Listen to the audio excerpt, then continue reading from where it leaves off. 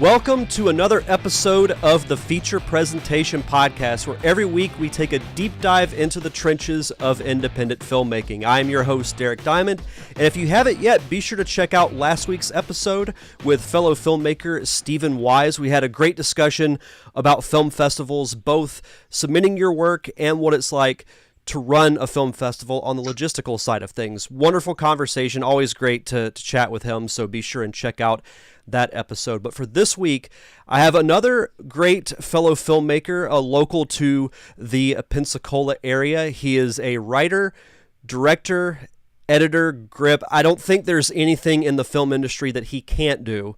I'm sure if he's never tried it, he would be great at it regardless. Please welcome to the show, Mr. Nick Smith. Nick, how are you, sir? I am good. How are you this fine evening, Derek? As I said before we went on the air, I'm fantastic because I always enjoy chatting with you about film and really just in general, because it's someone who's still learning about the film industry. And, I've worked on a few projects now and a couple that, you've been involved with as well. It's always great to pick your brain, and I always feel like I learn something new whenever I chat with you. So I have to start off. So you are actually, for those who are watching live, you can see you are currently on the road right now. So this is the first live on location podcast that I've done. So where are you and what are you working on? So right now I'm in Oklahoma, traveling on a minor road, working on a documentary about, he's a hockey player with the Ice Bears, Missouri State, but right now he is inline skating across the country. So the film follows him, as he meets people, sees different aspects of America, tries to kind of not get run over, and we're just documenting the whole thing. It'll take him about 2 months to go from Virginia Beach to Times Square. Well, that's what's fascinating about documentaries, especially now, because the technology has increased so much that filmmaking is so much, I don't want to say it's easier, but it's easier to actually physically do it. So you see all these cool projects that pop up that have really unique subjects. And, this sounds like one of them. I would have never thought that we'd see a documentary like this, 15, 20 years ago. Right. Definitely the cameras are smaller, so if we want to, we can attach a GoPro to his skates, and get that point of view. Also drones. 20 years ago we would have had to rent a helicopter, get in it, film from there. So now we can just send a drone up and we can show him skating alongside a train, or through a tunnel, or we can show a row of corn stalks on a cornfield, and then have him zip along. So it's really fun to pull the drone out and just get more of the landscape that he's flying through. Yeah, it's I have a Mavic Air 2 that I bought last year, and that thing is outside of my podcast equipment, it is my baby. I love that thing so much because you can just get such unique and creative shots that you can't get with any other type of camera. I feel like drone footage, when you see it, it automatically gives a big feel. When you see a drone shot of a nice open field or a busy city, it adds such a cool layer to whatever project you're working on. And as with any equipment, the more you use it, the more comfortable you are with it, the better shots you can get. I'm still a little scared if I send my drone up. I'm like, oh no, where did it go? I have to have a spotter with me. But I worked with a guy who can, fly it across the highway, under an overpass, around the power lines. And it's just because he has played with it so much, he's very comfortable with it. Yeah, and that's really with any piece of equipment. The more you use it, the more comfortable you get with it. And I'm still the same way. I'm much more confident now than I was a year ago. I get nervous when I fly it over water, because I know that that'll be the time that it's just going to die, and I'm just going to watch it slowly fall and then just sink into the bay. Hopefully that never happens. Yeah. So, luckily, I've got a retriever right here. I'm going to show her to you. Oh, sweet puppy.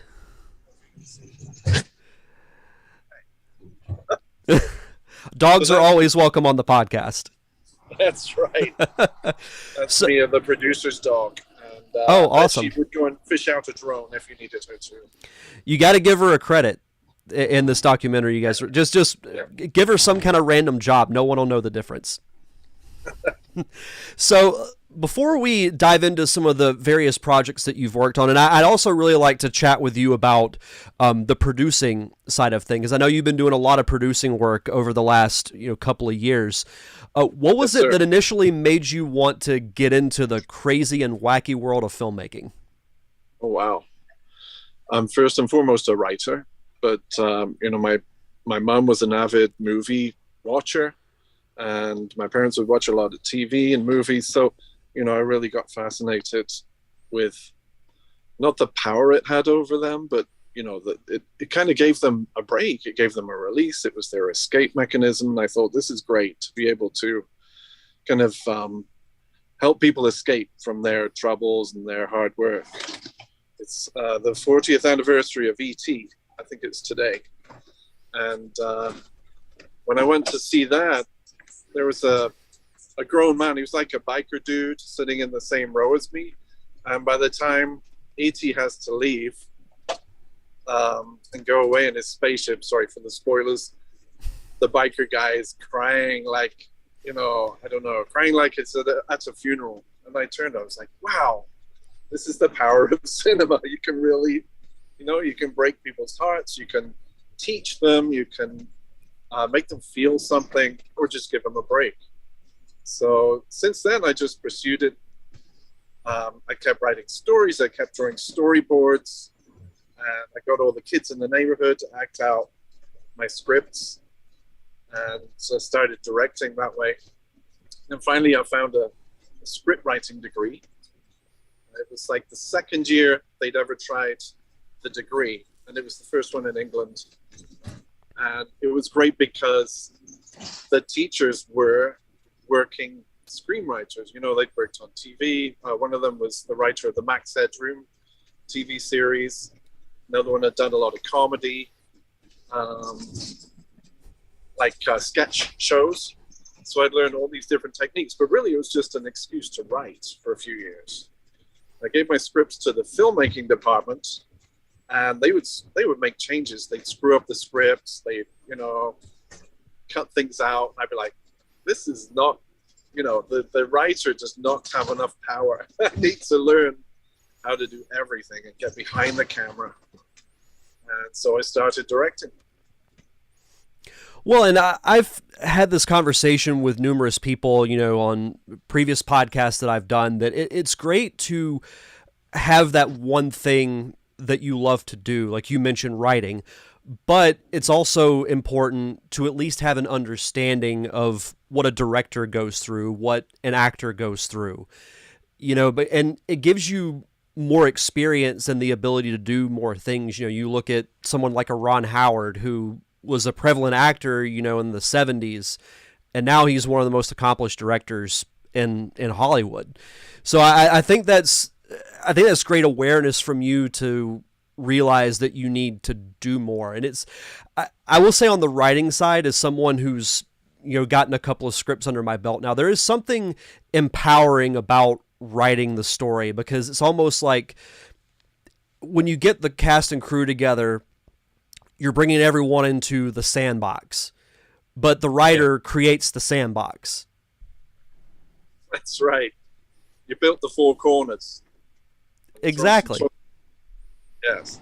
Yeah. So once you realize that, this is, something you love, and then you eventually move to the United States, where did you go from there as far as your filmmaking journey goes? Like, did you start with shorts? Did you dive into features? What was your next step after that?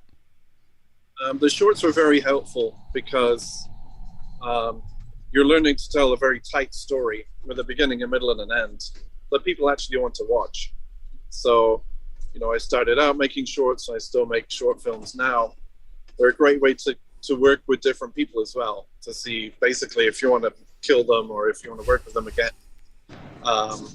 It's much better to do that on a short film than a feature. So when I moved to America, I got involved in multimedia performances. There was a local theatrical company in Charleston, South Carolina, and so I acted in a couple of their plays, and they knew I was a filmmaker, so they said, well, we're going to do multimedia projections. We're going to do a historical show with a sword fight in the background, or do a shipwreck story and have surfers in the background, or that kind of thing, just to kind of add an extra dimension to the shows. So I was able to jump into that, not only create the videos for the projections, but also either direct the plays or co-direct them or help out behind the scenes, just showing people what I could do. So I definitely would say any opportunity you have, it might not seem related, but you can, any chance you have to show what you can do is something you should grasp. Absolutely. And it's something that, you may learn something that you love to do and you don't even know that you love it at the time until you actually do it. There's so many different aspects to what you can do, like directing, cinematography, writing, producing. There's so much out there, and the best way to do it is just to do it. I've said this ad nauseum for years. Like, I didn't go to film school, but I've learned a lot from like you and Kevin and Steve and other great local filmmakers, and just picking your brain and just watching what you do. Like, it's like the old paying it forward method. I mean, that's how film initially came to be, is that someone learned to do it and then they taught other people how to do it, and then so on and so forth. So that's what I tell people, is you just got to go out and do it.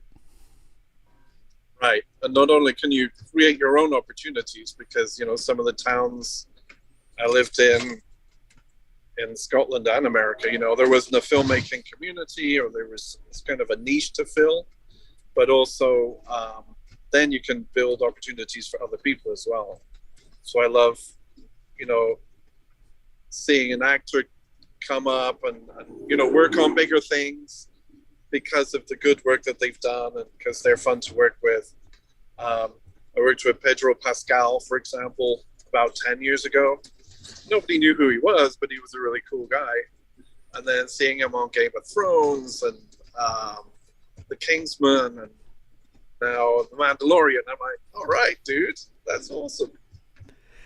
It's kind of crazy that you can go from, I don't want to say a nobody, but when you knew him years ago and now seeing him as being a part of what most Star Wars fans deem to be the best thing about Star Wars currently, is really cool. And I love The Mandalorian. It's just such a cool and fun show, and he does a great job playing that character.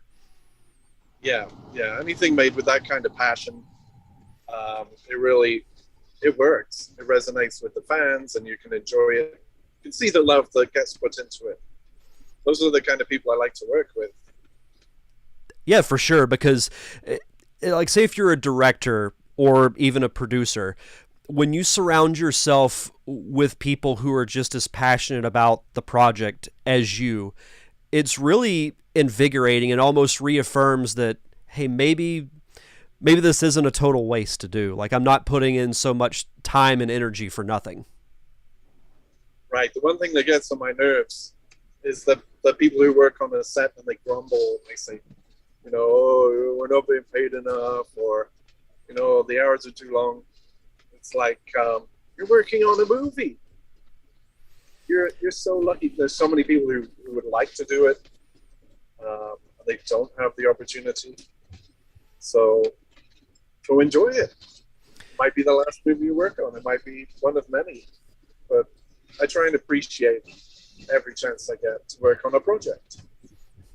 Well, yeah, and it could be worse. You could be stuck in like a desk job, not to knock desk jobs, but like it's either that or you can be on a set and make a movie. Like there's no, it's a no-brainer. Like, yeah, the hours are long, but it's one of those things that once you try it, you know very quickly if it's for you or not, because of just the sheer hours that you have to put in. You just have to put in that amount of time in order to do it right. That's why it's great to just be an extra or a PA if you haven't tried it, because then you'll see how long the days are, how involved everything is. You get a new appreciation of how a show is put together.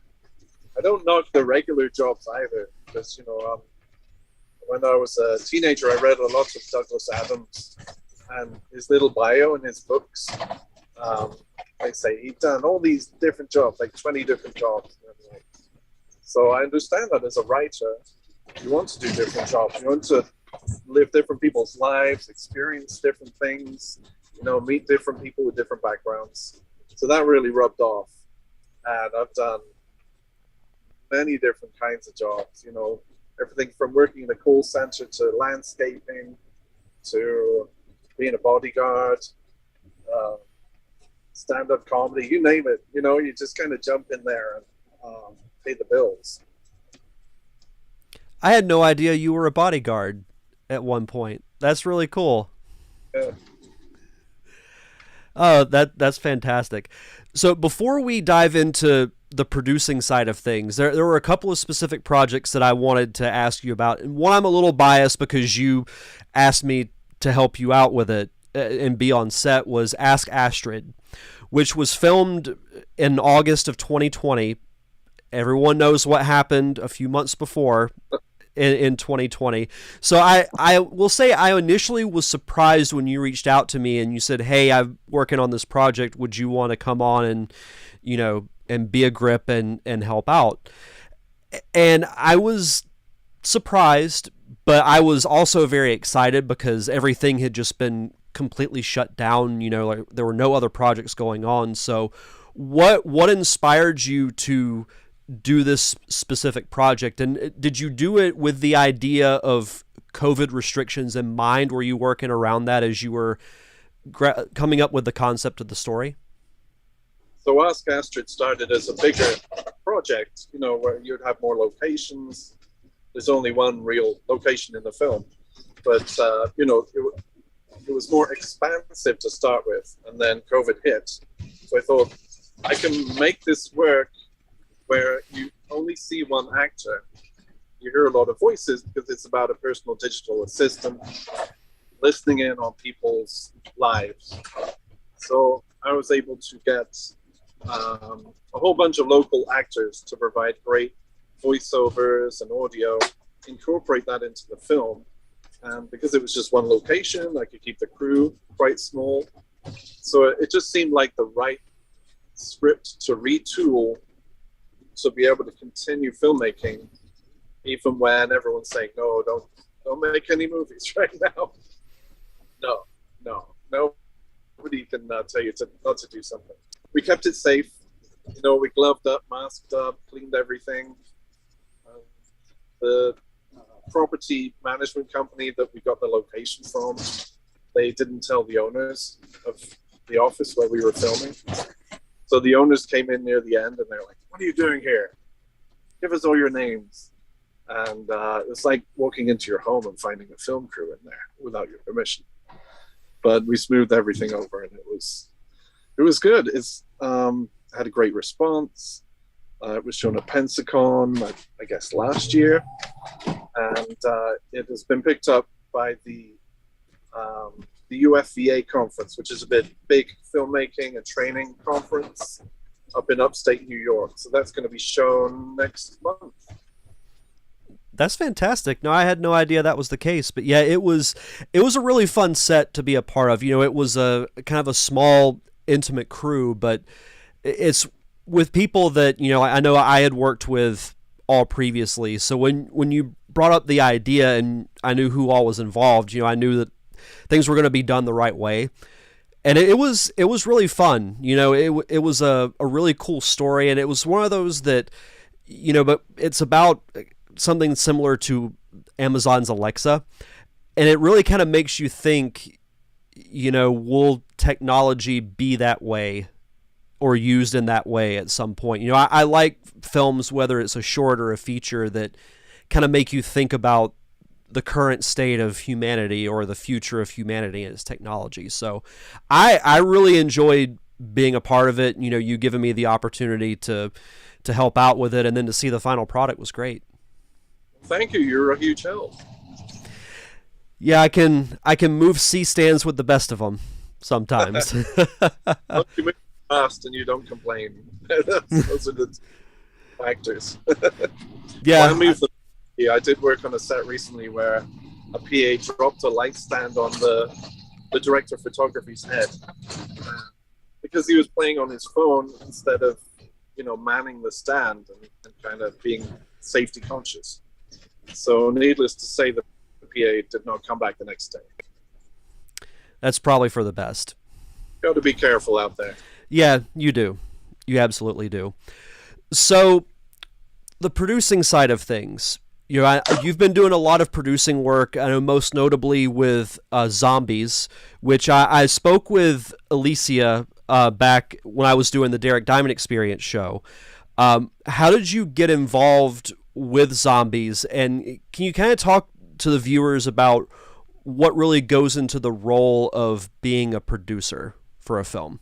Absolutely, yeah. So Alicia is an actress. She's a really good actress, but she also loves B movies, like Sci-Fi Channel B movies.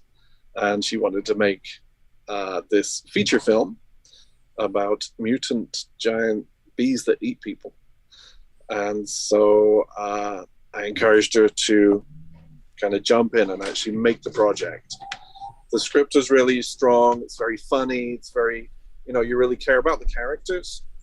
And it's Zombeez, B-E-E-Z. So that kind of tells you what the tone of the film is. We had a lot of fun filming it. We kept it all local to Northwest Florida. Filmed it last year. Since then, we've been focusing on doing the CGI because there's that kind of, we call it BGI. So there's all the kind of bees attacking people that we've had to put in. So the main job of a producer, as I see it, is to make sure the damn thing gets made. From, seeing the script, encouraging the script writing process and maybe being involved with that so you have the best story possible, to the production, making sure that everyone turns up, that they know where to come, and that all the scenes get filmed, through to post-production and distribution. So it's really, you're kind of overseeing everything from beginning to end. And that's one reason why I love it, because you do kind of hold the hand of the project to make sure it gets done. And sometimes it can be brutal, where maybe the CGI doesn't look right, or maybe we lose an actor, can't make it for a day. And just to be that encouraging voice, you can do this, we can find a way around it, we can get the CGI done. It's a joy, as a father, I like to encourage everyone I can, to get things done. Plus, I like to see my name on the credits. That's fun too. That never hurts. It absolutely never hurts. Yeah, and I will say, as someone who has worked both without and with a producer, it's so important to have not just a producer, but a good producer, because it can make your job as the writer-director so much easier. Because with the Parker Syndrome, I mean, I had Steve Wise help me out a lot with the logistics and planning and everything, but a good portion of it I did on my own.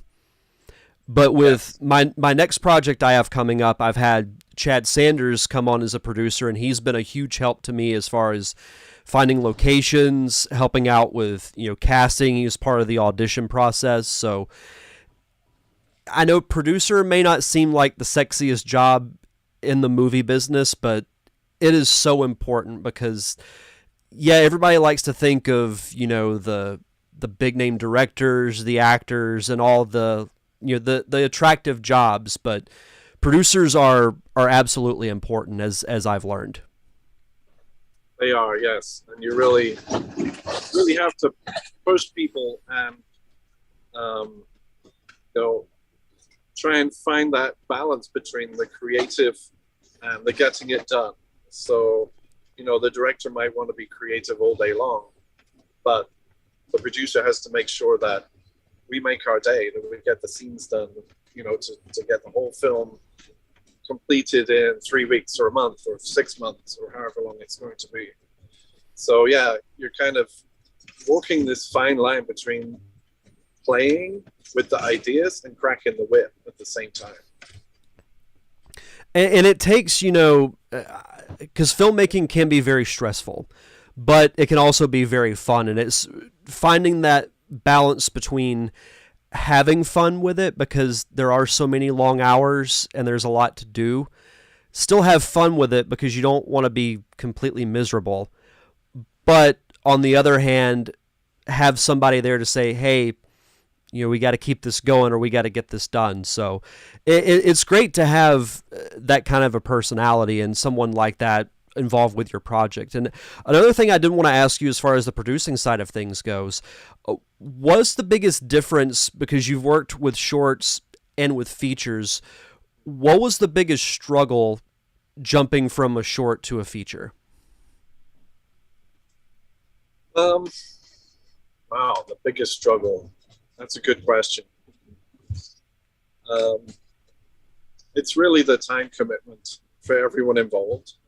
So, with a short, you can just get your actors and your crew together for a weekend or a few weeks. But with a feature, it's like people don't realize what a big commitment it is. So you have to, sound guy, you have to commit yourself to this whole feature. You can't lose focus. You've got to have your life in order. I worked with a director recently where she in the morning she would take her kids to school, and at the end of the day she'd pick them up. That's not the best way to direct a feature film, because for one thing, you lose half the day sitting in the pickup circle, and on the other hand, it's like your focus really has to be on telling that story and guiding everybody else.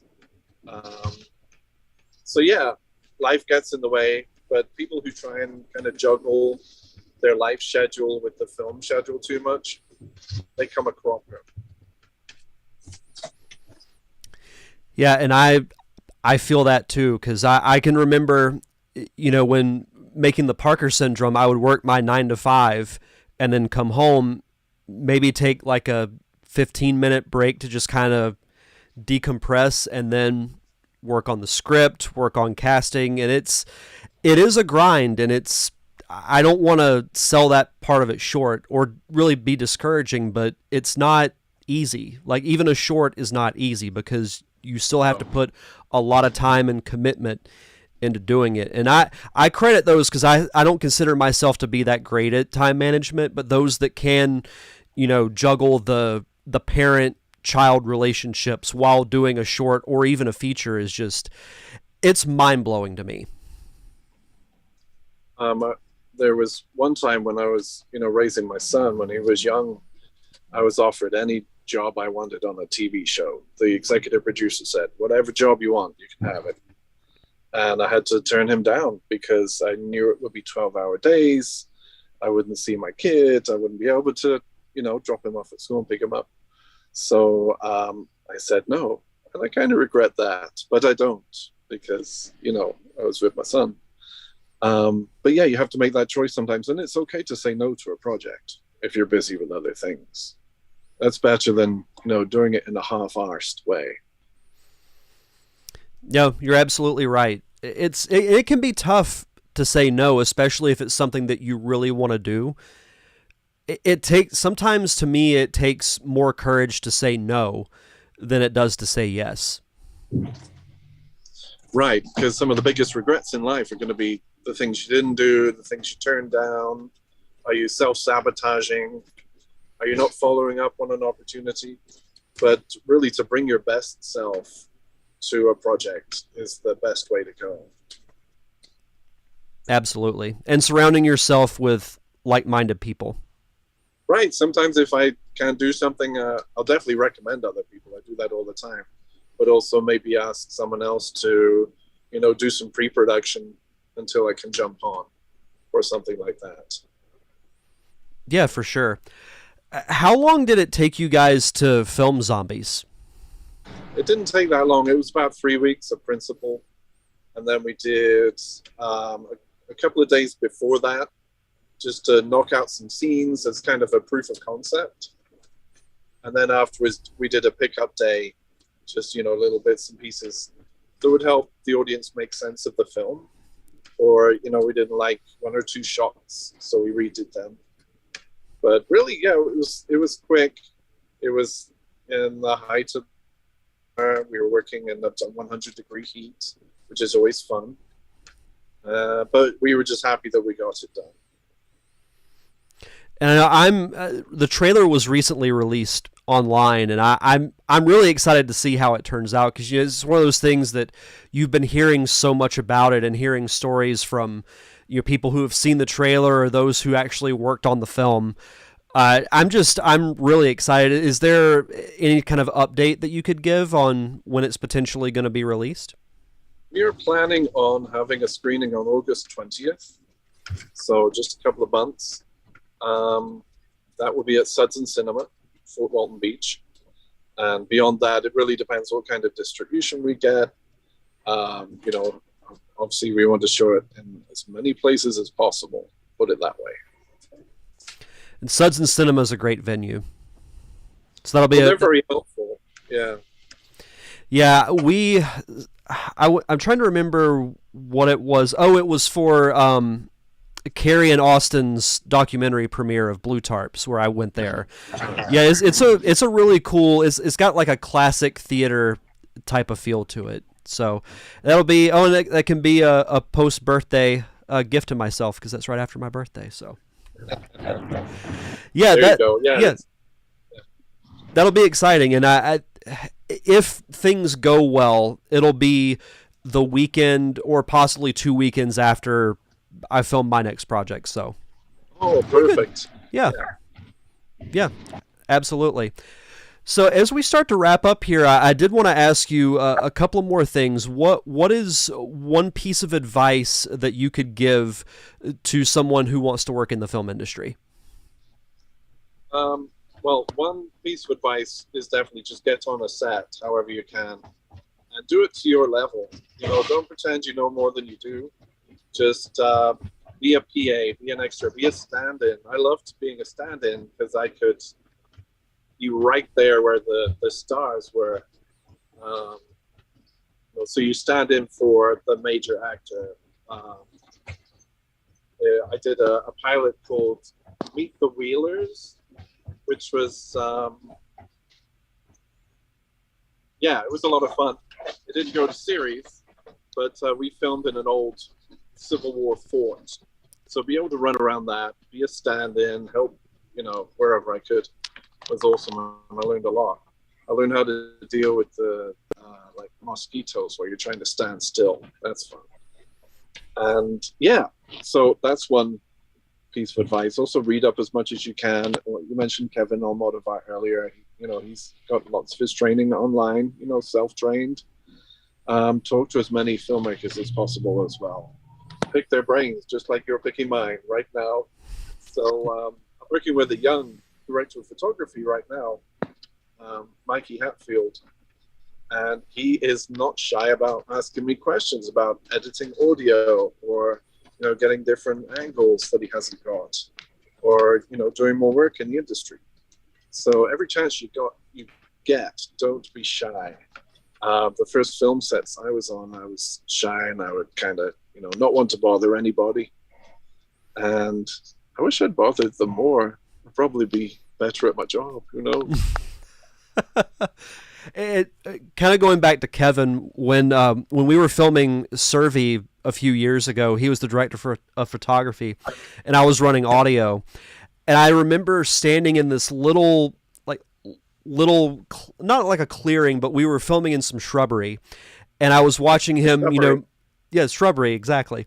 So I was just standing there, holding the boom pole like this, and I just kept like eyeing Kevin's camera because I'm like, that's the coolest and nicest looking camera I've ever seen, and just like watching him, set it up and hear him talk with the AC about the next shots that they need to get and everything, and then getting to work with him more directly has been very influential to me. And it's cool to hear that he has self-trained and he looks online, because we live in the age of information now where you have master classes, you have so many resources to find out, or even on YouTube there's so many different resources. And like you said, don't be afraid to ask questions. And I have that same regret that what would have happened if I had asked questions sooner, or had I even started this sooner. Yeah, that's a big regret of mine that I didn't pick up.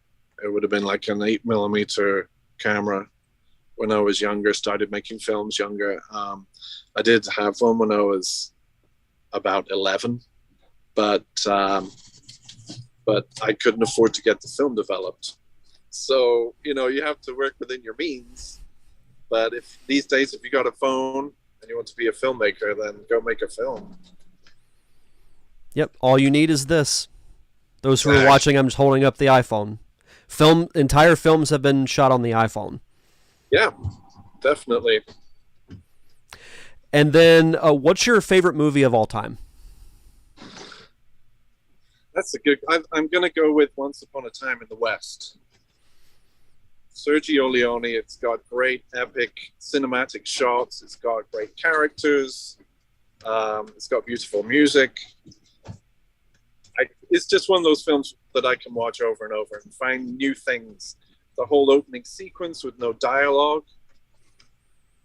Yeah, I'll take that one. But, I have 1,000 favorite films. I feel like if someone asks me that, it's like my answer changes almost daily. So I feel you on that, because like on one hand, it's my favorite movie to just sit down and watch is The Empire Strikes Back, just because of the epic plot twists with Luke and Vader. I think John Williams' score is incredible. The acting and the cinematography is just, I want to say miles better, but noticeably better than A New Hope. Not to knock A New Hope, because that's a very influential movie, but there are other, I like so many different movies for different reasons. And I feel like with other filmmakers too, the answer can change, or it's just tough. It is tough. Yeah. But part of the fun of being a movie nut like me is finding new films as well. I think, I've seen them all, and then I see one that's more obscure, or from Germany or a different country, and you're like, wow, that's so cool, how come I never saw that before? Or you find a new director, and it's encouraging. Yeah, foreign films are great in the sense that they're just so different than American films. Like I've been going through a Japanese film phase. There's a few good ones on HBO Max that, if you're interested in checking out different genres and different films from different countries, HBO Max it's a great resource for that. Besides the documentary you're working on right now, do you have any other projects in the works? The main project I'm working on is a horror film called The Abode, which is also in post-production. We just got picture lock today, really. So picture lock, we have all our scenes where we want them, all the dialogue where we want it. We're not going to make any more creative editing changes to the film, which is great, because then we can send it to the musicians. Nick Flagstar is one of our musicians, which I'm stoked about. He's coming up with some great music for the film. And send it to the sound guys at Paradigm Logic Studios. And then we send it to a colorist who will color grade and color correct. He's in Buenos Aires. And then the movie's done, probably by the end of July. Oh, fantastic. I'm excited to see that as well. And then last question, do you have a website or social media that you'd like to plug so the viewers and listeners can follow you?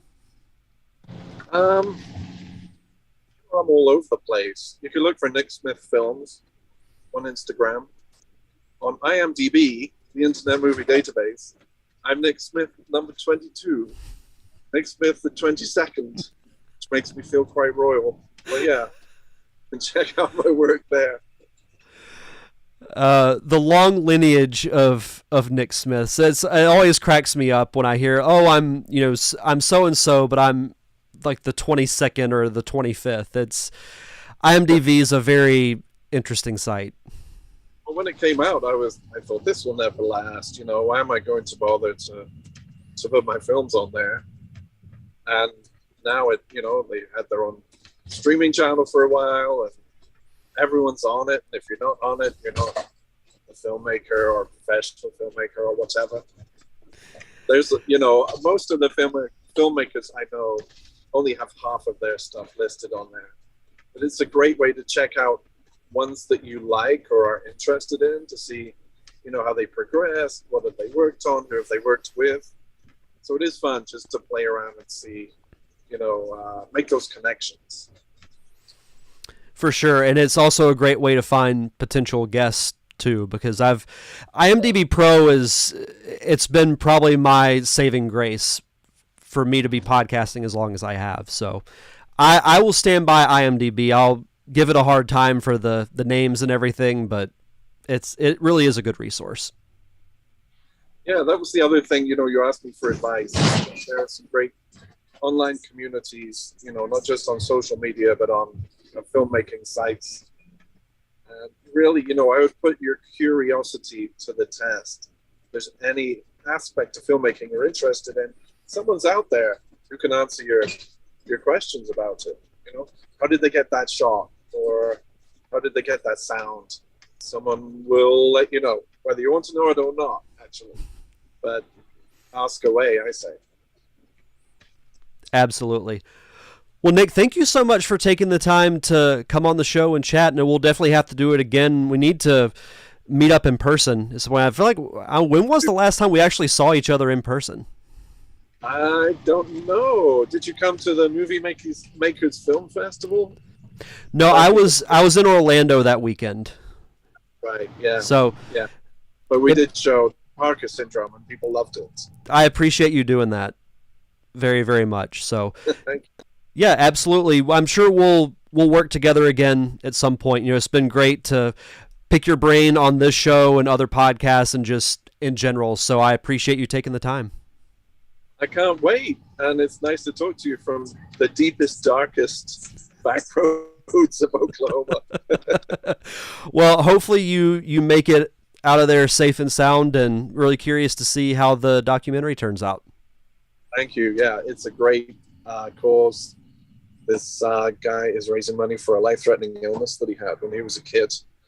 Toxic epidermal necrolysis. And he's just, on rollerblades all across America.